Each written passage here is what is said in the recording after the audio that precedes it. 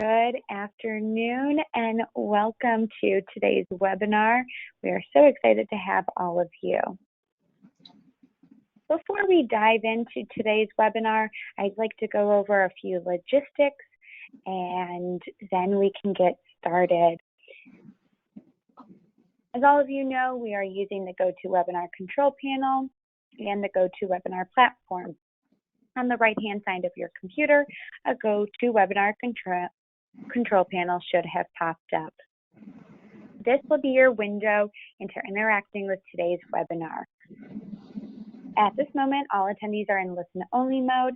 However, at the end, we will take everyone off listen-only mode so they can ask questions. Please unmute yourself at that time, and I will unmute you so that you can speak. Additionally, please input your audio PIN so that you have access to speaking. Throughout the webinar, we will also have an option for you to submit questions via the questions tab or the chat function. Should you not want to speak and ask questions at the end, but still would like to submit questions, please feel free to. I will be asking questions that I pull at the end. Additionally, we have attached today's slide deck in the handouts tab. I know many of you might want to review this after the presentation, so you'll have an opportunity to download that directly from the control panel. Additionally, today's webinar is being recorded, and you will be able to listen and review the handouts after the presentation.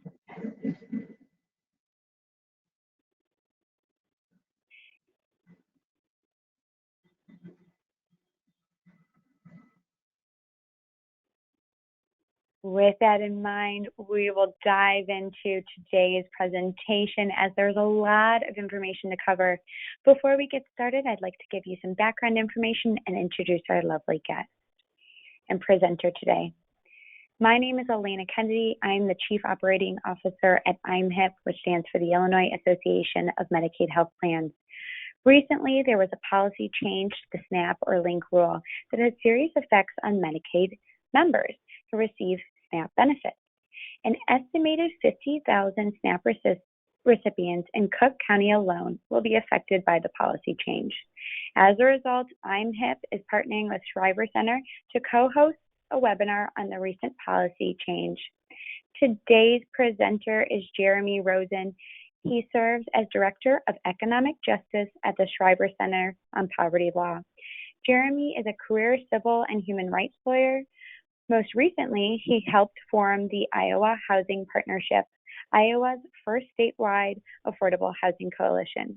While Executive Director of the ACLU of Iowa, he fought for workplace justice and other civil rights and liberty issues.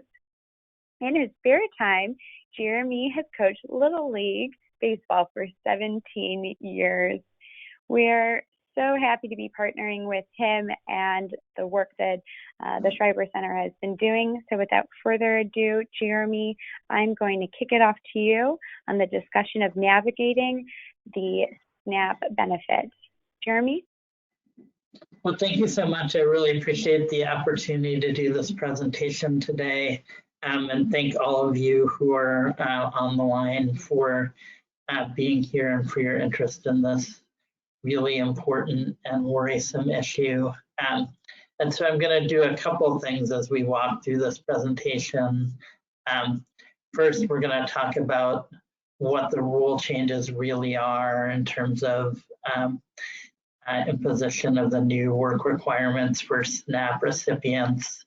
And we'll distinguish between what has happened so far in Cook and DuPage counties and what will be happening in the rest of the state. And then we'll really talk through how, even if people are impacted by this rule, we can make sure that they're still receiving benefits, either by getting them in compliance with the rule or by getting them qualified for exemptions. And then we'll talk just a little bit about the sort of advocacy process when the process of getting people either qualified or exempted isn't working well, for an individual and what folks can do to help make sure that they do, in fact, get to keep their food assistance.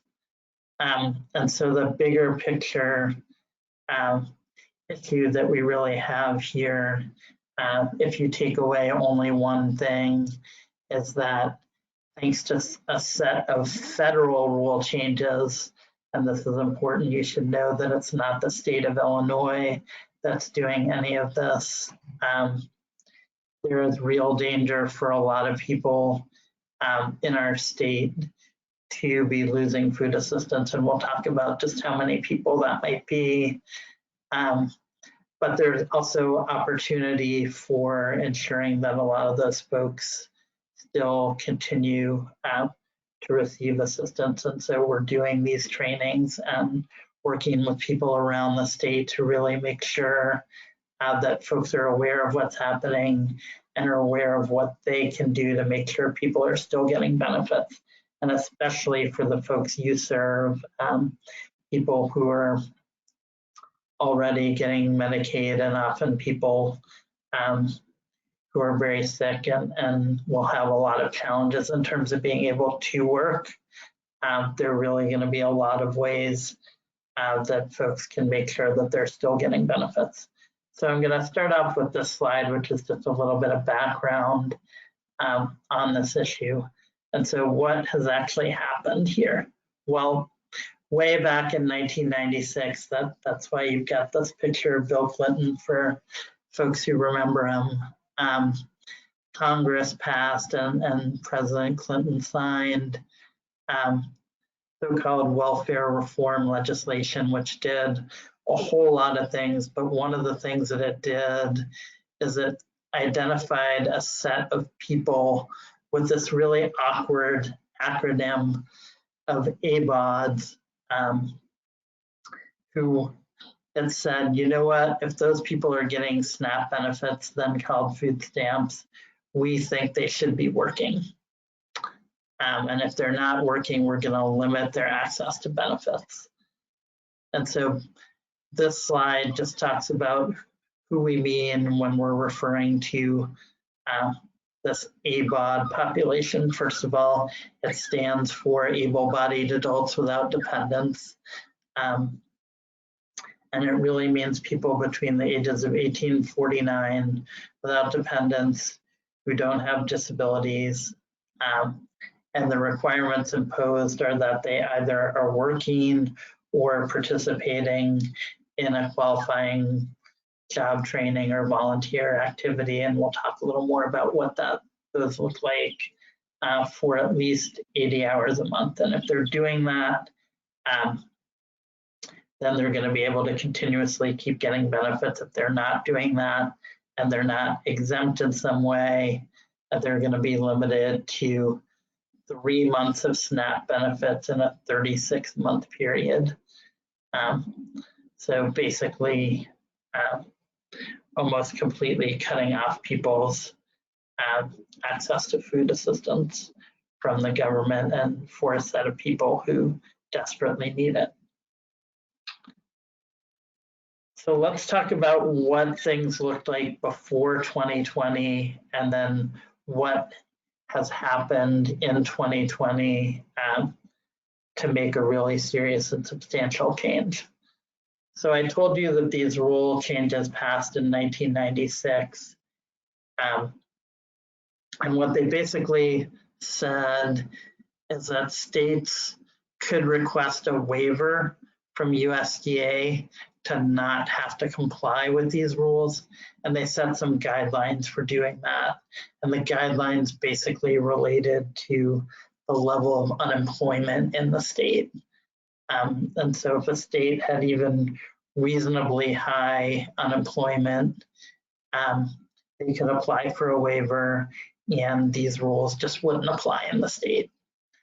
And the state of Illinois, under both Republican and Democratic administrations, found that the state qualified for a waiver and continuously would apply for it. So from like 1996 all the way until 2018, these rules just didn't apply in Illinois, and we didn't have to worry about this issue. But something happened in 2018, which is that the unemployment rate started to go down in the state. And what we know is that even with low unemployment, there are a lot of people who are working in jobs where they're not making very much money or they can't get enough hours. And so low unemployment isn't a great proxy for whether or not people really need food assistance. But unfortunately, that's the proxy the federal government uses. So it happened in 2018 as all of a sudden DuPage County out in the Chicago suburbs, their unemployment hit this really low level. And so even though there were plenty of people struggling in DuPage County, they could no longer qualify for this waiver. And about 5,000 people were put into this position of being at risk of losing benefits. Then last fall, the state of Illinois started looking at what they would, what the waiver eligibility would look like for 2020, and they ran the numbers and they discovered, oh no, in Cook County, the unemployment rate is now so low that now Cook County isn't going to qualify for this federal waiver anymore. And so as of January 1st, between 50 and 60,000 people in Cook County began to reach this point where they were starting to become eligible for only 3 more months of food assistance, and then we're at risk of losing it after that. And then finally, during this time last year, the Trump administration was finalizing a new federal rule, which it put into effect starting April 1st, so starting in just a few short weeks. That made it even harder to qualify for waivers around the state. So starting on April 1st, Illinois has 102 counties, and up until April 1st, we were gonna not have this waiver for DuPage and Cook. The whole rest of the state would be waived, but starting April 1st, we're now gonna be in sort of the opposite situation. The only waiver will be for the 10 counties that I have listed on the screen, and every other county will be subject to these rules, and that's gonna impact well over 100,000 people on top of the 50 to 60,000 others. So we're estimating a total of 150 plus thousand people around the state who are ultimately going to be impacted.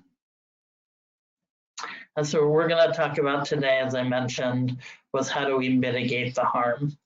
The state of Illinois has no choice but to put this policy in place, but the state of Illinois can also do a lot, and service providers and folks who work with low-income SNAP recipients can do a lot to make sure that people are complying with the rule, that if they're unable to comply due to disabilities and other issues, they can be exempt from the rule. And we'll talk just a little bit about how to go about helping people get through that process and either advocate for themselves or assisting them with advocacy. So first of all, we're going to talk about how folks can actually comply with the work requirement and what the work requirement is. So basically, the requirement says that somebody has to work for a total of 80 hours a month. And work can literally just mean, of course, paid employment, but it can also mean the other things that are listed on the screen. So if people are participants in various job training programs, particularly, but not exclusively those funded by the state through SNAP employment and training, for 80 hours a month, that qualifies. If they're part of a work fair program that government agencies run in some counties in our state, that qualifies. If they do community service, that qualifies. They can also do a combination of these things. So maybe somebody is working for 40 hours in a month, and they're volunteering for 40 hours a month. That adds up to 80. That person, as long as they're able to verify this information, will remain qualified and continue to get SNAP benefits. So very, very important for folks who are working with individuals who may be impacted by this rule to really find out all the different things that people might be doing. Because if you just ask the question of somebody, are you working 80 hours a month? They might say, no, I'm not working 80 hours a month. But there may still be other ways to get them qualified. Now, there is a little bit of a wrinkle, which is just that somebody who winds up being impacted by this rule and losing their benefits, a couple things you should know. One of which is that doesn't mean they're instantly cut off from SNAP benefits for life. Once they start complying again, let's say somebody isn't complying for a month, 2 months, but then they get a job again, they're working the 80 hours a week, or they have that combination of training and work, they can go right back to DHS, apply for SNAP again, and start getting it. And then finally, this last point at the bottom of the slide, if somebody comes back on benefits but stops meeting the work requirement again, and this happens to low-income people, right? They get a job, they keep it for a short period of time, and then for some reason, they get fired or laid off or are unable to continue working. They may get an extra 3 months of benefits. So a couple things that are important to know. The Department of Human Services doesn't require people to demonstrate their compliance every month. So if somebody applies for benefits, shows that they're working, and they expect that employment to continue and verify their earnings, DHS assumes that they continue to work until either they get evidence or they're told by the individual that the person is no longer working. And similarly, if somebody tells the Department of Human Services that they're not working, DHS assumes that they're not working until they get information from the person that they are in fact working again. But important to know that sometimes when people start working, DHS actually does data matching on wage data, and so they sometimes will find out that somebody has started working again because they get earnings information through their computer system. And so in either case, what we want to make sure is that people are in close and good communication with DHS, because what we don't want to see happening is DHS assuming somebody's working, that person stops working, they don't tell DHS, DHS doesn't find out, they continue to receive benefits. Sounds great, but guess what? Eventually DHS does find out, and then the person will be charged with a large overpayment, which means the department is telling them, we paid you a bunch of benefits that you weren't eligible for and you have to pay us back. So the rule with DHS is that you got to report changes in income, changes in whether you're working or not within 10 days.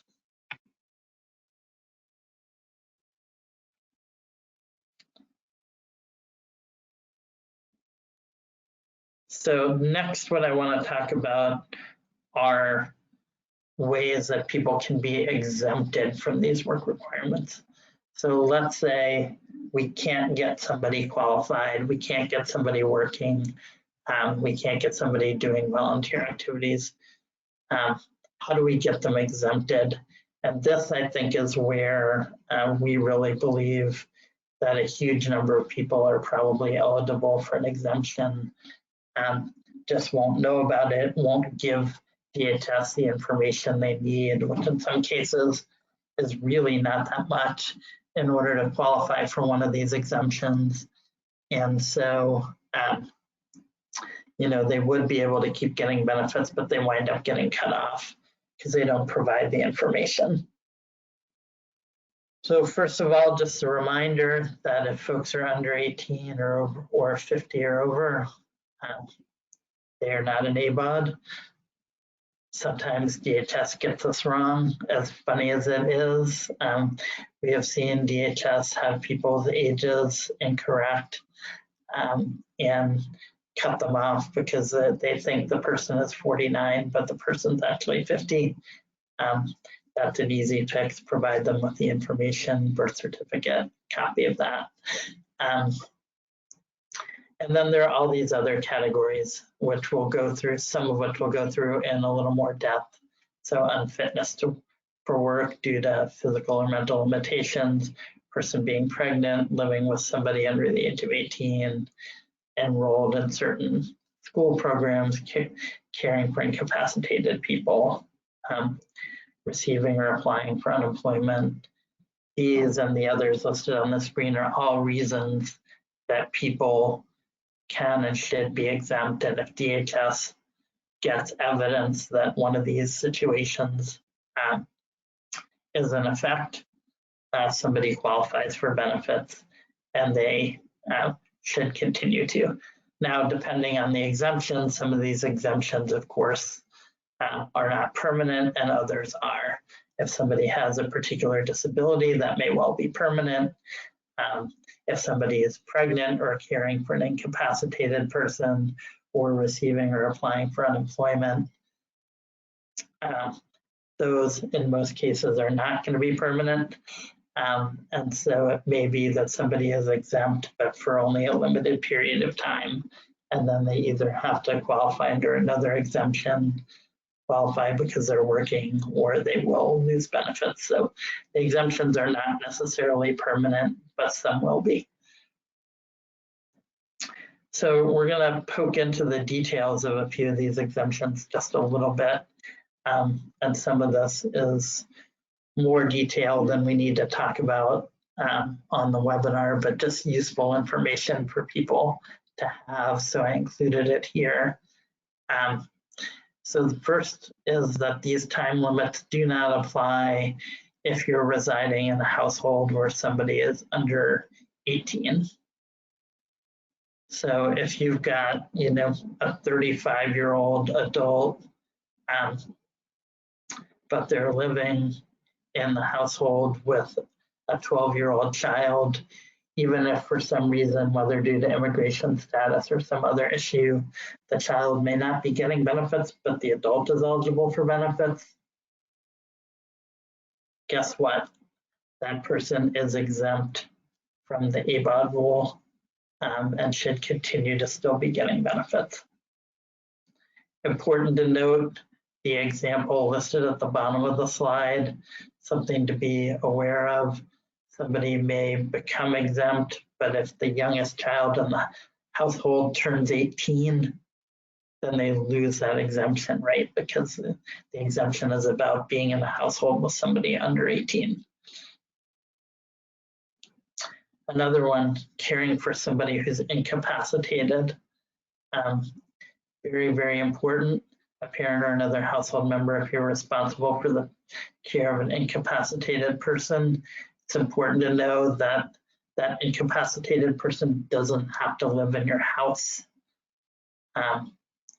Likewise, caretaking responsibilities for an adult who struggles with a disability, that limits the ABOD's ability to work 80 hours a month. So if you're a 35-year-old single individual living by yourself, you might say, oh no, I fall into this category. But if you're taking care of an elderly parent, maybe they don't live in your house, but they still need you to spend a considerable amount of time taking care of them, so much time that you can't work 80 hours a month because you're busy taking care of them. That's an exemption. Students. So most college students are not eligible for SNAP. There are some limited exceptions to that rule. We won't go into every single one of them today, but important to know that particularly if folks are attending community college at least half time, if they're enrolled in an employment training program where their assigned work activity is to go to community college to build skills, if they're in an ESL program, remedial program, adult education and literacy program that's helping them again build job skills. These are treated very much like job training programs. They're going to be exempt, and they'll be able to receive SNAP. People who are not able to work due to physical or mental limitations, DHS is able to consider a lot of things. It's a very broad definition that the department has, and as we'll go into, there is a form that various forms of medical providers who we'll talk about, they'll be listed on a later slide, I think, can fill out to say that they don't believe the person can work 80 hours a month. That person will be exempted. Important to know, this is a much, much lower standard than, for example, the standard for receiving Social Security, disability, or SSI benefits, which is obviously an extremely high standard that requires a lot of proof through medical records and a whole long process. This is just about having a medical professional fill out a one-page form and provide that to the Department of Human Services.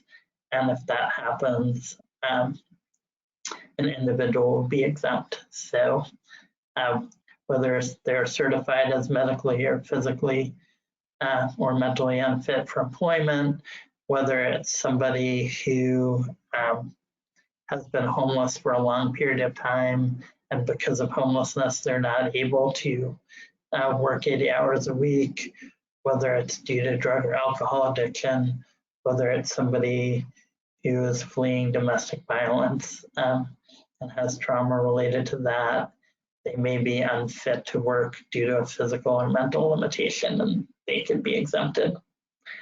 Also important to note that these types of limitations sometimes are permanent and sometimes are temporary.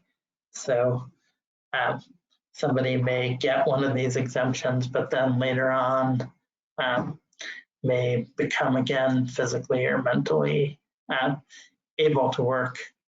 They may not have the limitation anymore, and they will lose that exemption.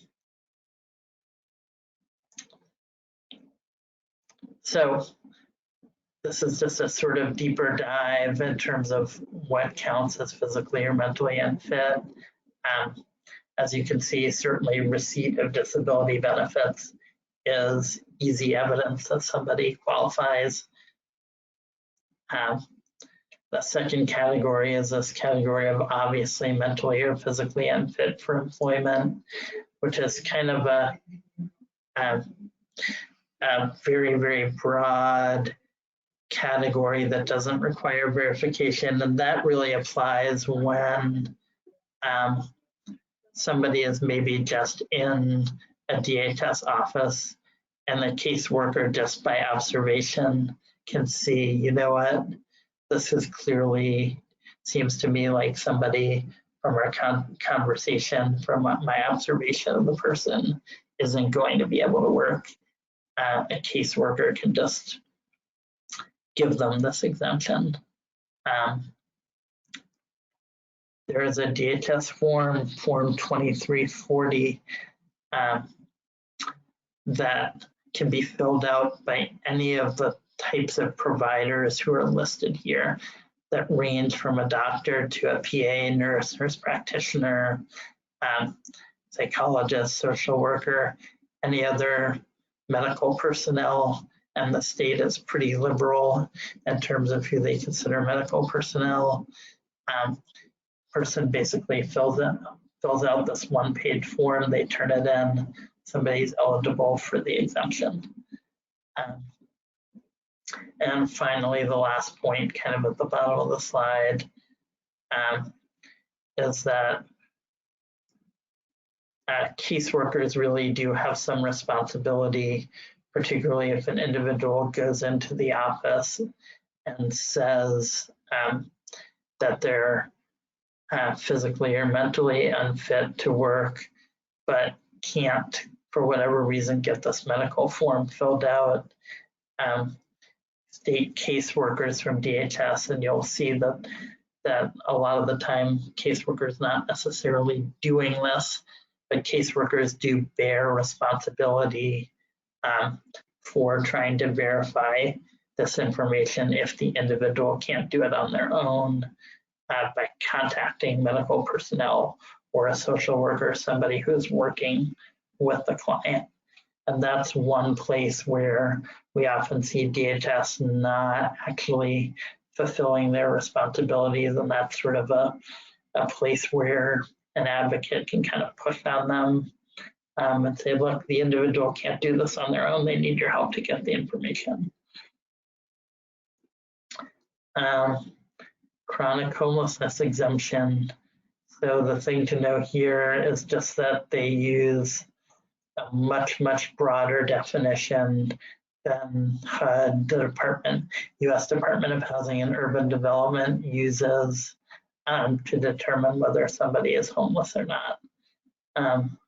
It certainly incorporates everybody who HUD would consider homeless, but also counts people who are temporarily living with friends, family, and sort of doubled up couch surfing types of situations. And verifications can come from social workers, staff from a treatment program, or any staff person from a homeless services provider. Drug and alcohol addiction. So a counselor at a rehab program can verify that information for somebody. And the word regular is interpreted pretty liberally, almost as if it isn't there. If somebody is a participant and somebody from the program signs that certification form, that should be accepted by DHS. Somebody who is experiencing or fleeing from domestic violence, there is a place for a staff or a social worker from a domestic violence service provider or shelter to, again, just verify that that person believes the individual isn't able to work 80 hours a month. And if that happens, DHS should accept the form. And I should say that in nearly all cases, when we're seeing people not get these exemptions, we're seeing that happen because they don't know that they qualify for an exemption, and so they don't get the form completed or ask for help in getting it completed. We are not seeing cases, and this goes really for all of these exemptions, where somebody's turning in the form, it's properly completed and signed, and caseworkers are pushing back against that. That might happen once in a blue moon, but we're not seeing that on a consistent basis. So this is really about educating service providers and people to understand that they qualify for these exemptions, and that in most cases it just takes filling out a one-page form to actually make that happen. So this gets to how can organizations help?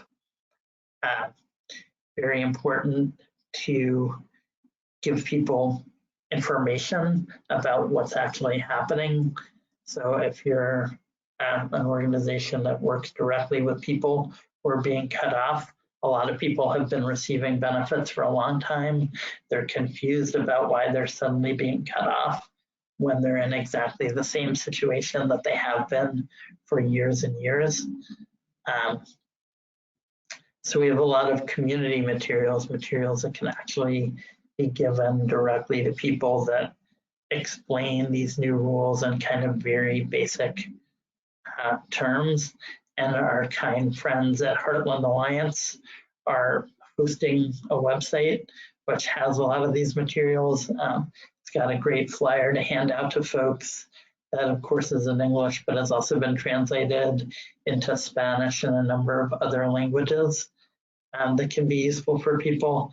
It also has a lot of other information from various sources about what these rules are and how they apply and how to get some of these exemptions. So it is an excellent place either for a provider to go to and print out these forms for people or to refer people to if somebody might have access to the internet and be able to look at the information online.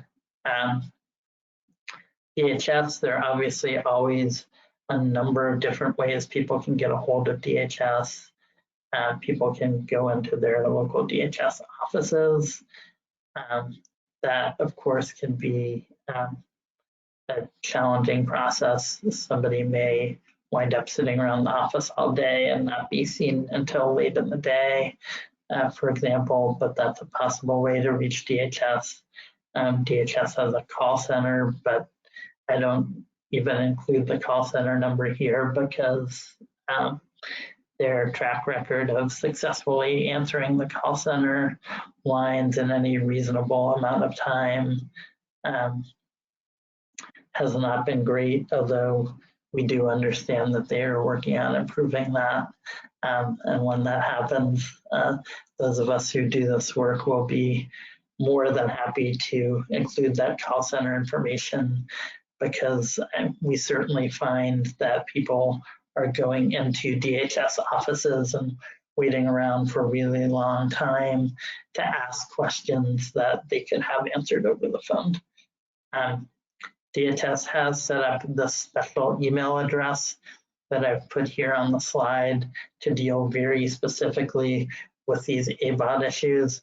And I do know of some service providers who have had success working with clients, getting them to fill out the form 2340 or 2341 that are listed on the bottom of the slide, and then sending that form in through this email address and having DHS take somebody from being subject to the rule to giving them the exemption that they deserve to be getting. So that email address has been successful for people. So I'm happy to, unlike the call center, I'm happy to list it here. And of course, you can't, call center would really only be good for answering questions because if a form needs to be provided, you can't get that to somebody over the phone. So they're really the two ways to get DHS one of these forms is going to be to either go into the office or use this email address. So I'm going to be very quick through this last part here, and then we'll be ready for questions. There are reasons why people might want to appeal a decision made by DHS to cut them off rather than just go and file a new application, which a lot of people do once they're cut off. If they believe that, for example, they're cut off because DHS thinks they haven't been working 80 hours for 3 months. They may not want to just file a new application because then what happens is those 3 months were counted against them. And if they lose a job or something in the future, they won't just be able to go back on benefits. So they might actually want to file an appeal with DHS and say, hey, you cut off these benefits incorrectly. You shouldn't have counted my 3 months against me. That's important. I might get some back benefits and my months won't be counted against me. So if I happen to lose a job in the future and I need those 3 months, they'll be back. And sometimes, again, the email address is a way to address that issue. And this is just kind of the basic slide. We've really already talked about compliance. We've talked about exemptions. The last slide, which is the next one that I'm going to talk about, is situations where there is good cause for not being able to comply. So you don't qualify for an exemption, you aren't complying with the work requirement, but there's good cause why you aren't complying. And let's look at what good cause is. Good cause is basically like somebody had a job or a combination of a job and volunteer or job training experience that was gonna be an average of 20 hours a week, was gonna add up to the 80 hours a month that would qualify them, but they had to miss work for good cause. And they keep their job and the absence is temporary. And so they list a set of circumstances that are beyond the person's control. Somebody sick, somebody else in the household is sick, requiring them to be taken care of, another household emergency, or temporary unavailability of transportation. Let's say, for example, you're working 80 hours, you're doing fine, all of a sudden the car breaks down and you can't get it fixed. That was the only way you can get yourself to work, but it's going to be temporary because in a short period of time, you'll be able to get the money to get the car fixed and you'll go back to work. That is something that would be considered good cause. I think a lot about this good cause issue as we start to think about what could happen with the coronavirus, and people who might have sick household members or be sick themselves and need to take advantage of this type of a good cause exemption. So they're still getting food. Certainly the last thing you would want to do for folks who are sick, who have a sick household member, is to compound that challenge by cutting off their food assistance. And so in an upcoming meeting, we're going to be reminding the folks at DHS that this is really important. So that concludes the formal slides. I am now happy to take any questions. I do, because as I was working on this, I did not throw in the last slide that had my contact information. I just want to make sure that folks have that. So my phone number is 312-854-3381. And my email address is J, and then my last name, Rosen, R-O-S-E-N, at povertylaw.org. So thanks very much for having me. And with that, happy to take any questions. Thank you so much, Jeremy, for your presentation. We greatly appreciate it, and for all the information you bestowed upon us. It was very helpful.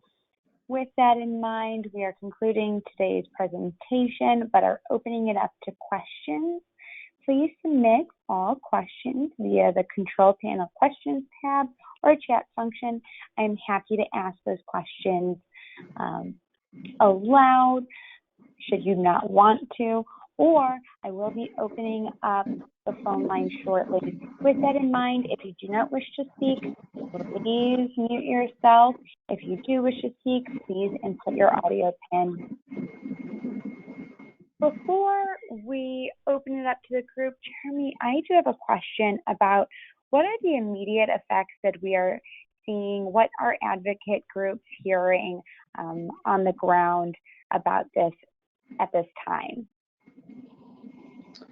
Yeah, that's a great question. So I'm going to sort of divide that in two pieces in terms of answering it. One is, of course, looking at lessons learned from DuPage County, which had to implement this back in 2018, and about 5,000 people there were subject to the loss of benefits. And what we found was that through public education, through being able to get people either compliant or exempted, about a third of people were able to stay on and continue getting benefits. We are hoping that with the lessons learned from that experience, both in Cook County and eventually around the state, we are going to be able to drive that rate up even higher. I think we know that we're simply not going to be able to get 100% of people compliant. We will just lose people administratively in the process.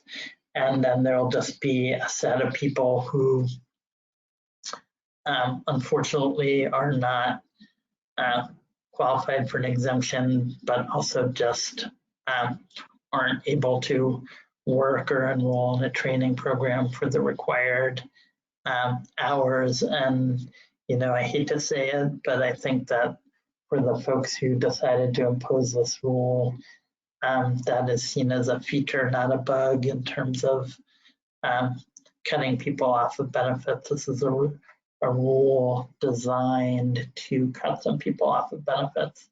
But we are hoping that, we can exceed the 35% rate of keeping people enrolled as this goes into effect in Cook County and then eventually around the state. And there are two different dates for that. So because people's 3 months started counting in Cook County in January, nobody has lost their benefits yet. They've counted January, February, and now March as the 3 months. And Cook County, or the state, has agreed for folks in Cook County to use a very limited set of discretion that the state does have to give people an extra month of benefits. So in Cook County, we'll see people getting benefits through April, and May 1st, we'll notice people getting cut off. In other parts of the state, we'll see the 3 months starting in April. So they'll go April, May, June in some cases, but maybe not all, just because the state doesn't have enough discretion. They won't be able to give a 4th month. So we'll start to see people in other parts of the state getting cut off in July. Thank you for that update. As part of our partnership with you and the Shriver Center and getting this information out, I do have 2 other questions as it relates to care coordinators and what MCOs can also do during this time. As you had mentioned, medical professionals can help fill out the 2340 form. Do MCO care coordinators count as medical professionals? As such, would they be able to assist MCO members in filling out that form? In many cases, I believe that they will. I'm going back to just pull up the list of people. So if you look at the list on the slide, it's really quite a broad list of people who can complete the forms for people.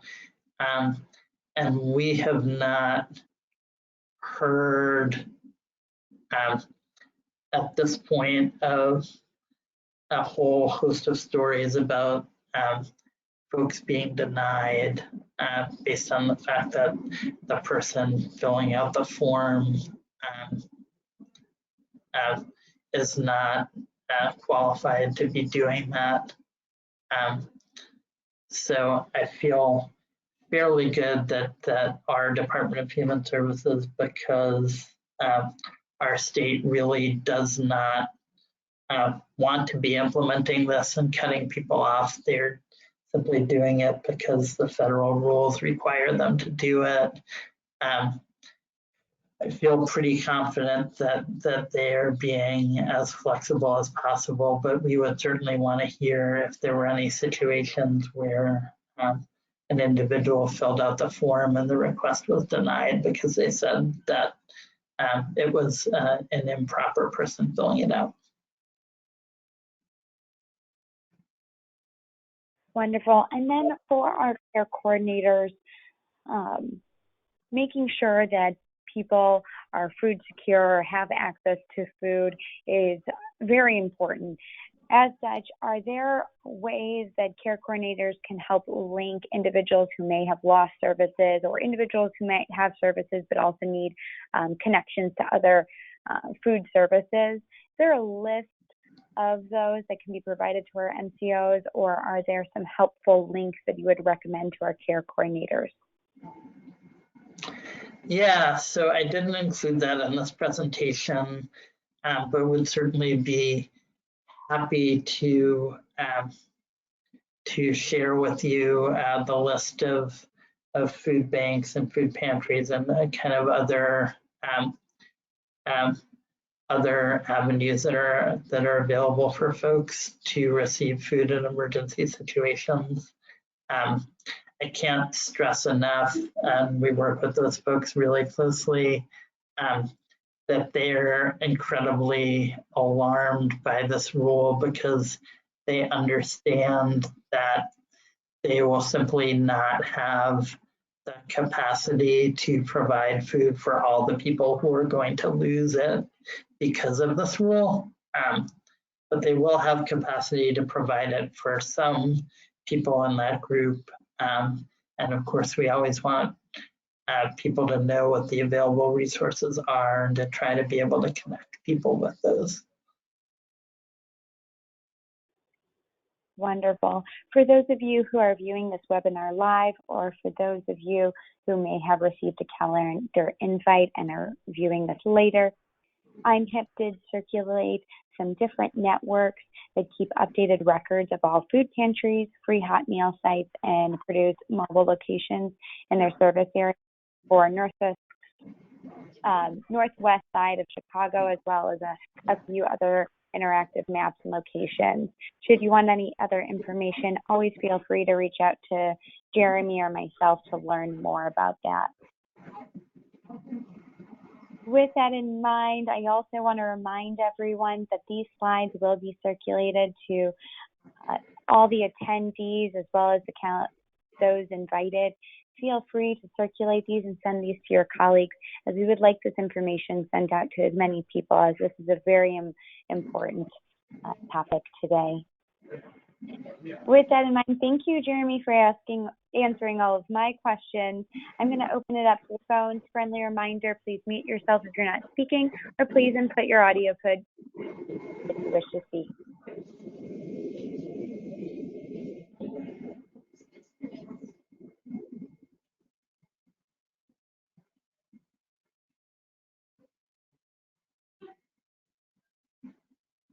Wonderful. With that in mind, everyone has been unmuted, so please feel free to speak.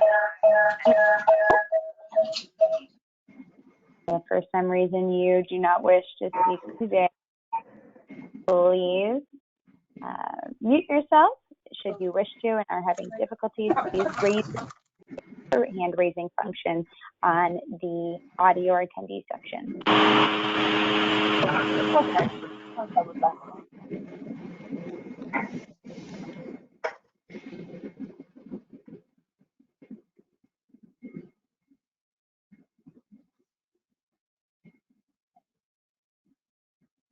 Once again, I'll do another round,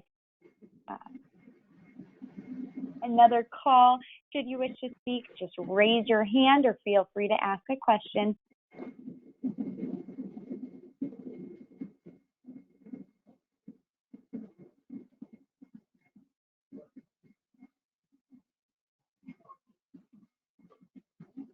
All right, thank you. I'm going to mute everyone then, and feel free to ask any other questions via the questions tab, raise your hand, or the chat function.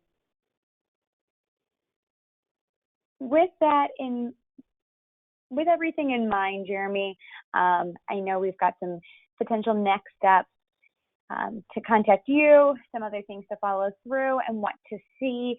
What are you projecting for the summer months and as we move through the fall? Are there any updates or changes we should be looking for from your group, from the federal government, or anything as it relates to this rule and other advocacy groups?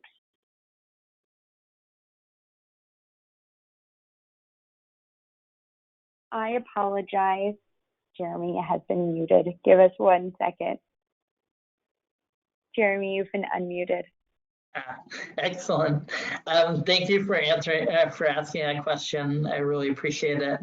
I think a couple of things from a big picture perspective is understanding that when the burdens are going to hit. So in Cook County, starting May 1st, we're going to see a lot of people losing their food. In other parts of the state, other than those 10 counties, which are very small counties. So basically in most of the rest of the state, we're going to see July 1st, people losing assistance.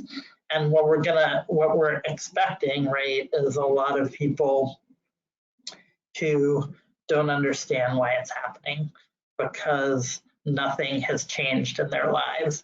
And they were previously just going about their business and receiving benefits, and absolutely nothing changed, and suddenly they'll be cut off. So we're expecting a lot of really confused people. And that's why we're trying to inform as many folks as possible so that if you all start to hear from people at those times, hey, I was getting SNAP and suddenly they just cut me off and I don't understand why, there's a pretty good chance that this is the answer. It could be something else, right? It could be that some circumstance really did change. But there's a different reason. But if somebody's saying, I just got cut off, I've been getting SNAP forever, this makes no sense to me, why would I suddenly be cut off? This is probably the reason. And knowing that, being able to explain that to people and being able to explain to them, hey, there are a set of ways that you might be able to keep getting your benefits. And some of them are pretty easy if we can just get this one form filled out. We just think that's going to be so tremendously important for people because there are a lot of people who, if they knew 2 years ago they would had to prove one of these exemptions, they could have.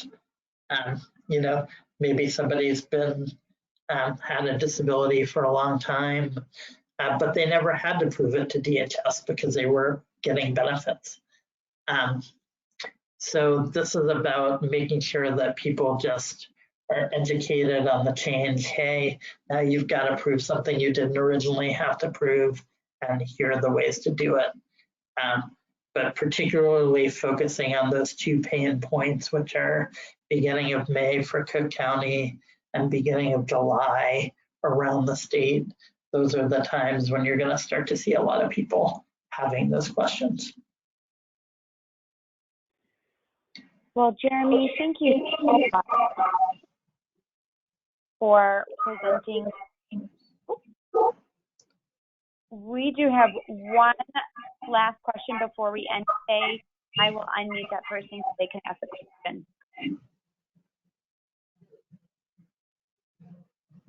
To the individual who. Hi. How do we access the form? Is it on the DHS website where we can access it? Because I work for an MCO, but we're not able to complete applications, but we can send them to our members. So how do we access that form so that way we can send them? Yeah, thank you for that question. So those forms are available on the Illinois Department of Human Services website. If you go to the page that I listed that's being hosted by Heartland Alliance, which has a lot of information on it, We Okay. also have links on there that will take you to the DHS site. Mhm. But yep, those forms are available, easily downloadable, and then they can be provided to an individual consumer to take with them to a medical professional or Okay. one of the other types of folks who can fill them out.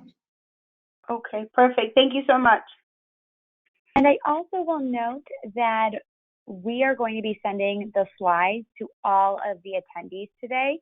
And in the slides, they will have hyperlinks to the documents and the things referenced here today. So you can also find that in the slide deck that will be sent to you shortly. Perfect. Thank you so much. Of course. With that, I am seeing that it's 2 o'clock. I just want to say thank you to all the MCOs and all of those that have attended today's presentation. We really appreciate it. And to piggyback on Jeremy and the things he has previously stated, this is a very important webinar, and getting this information out is important for the Medicaid members that we serve. As mentioned, this will have a high impact on those individuals. So on behalf of INHIP, we really appreciate Jeremy for presenting today and for all of the MCOs. With that, you have Jeremy's information as well as mine, should you want to get a hold of us. And we will be sending around a survey. Please fill that survey out. That helps us curate future webinars and make sure that we get information out to you. And look for my email shortly with the handout today, including the slide deck and the learning objective. With that, I will say goodbye. Thank you so much and have a wonderful day.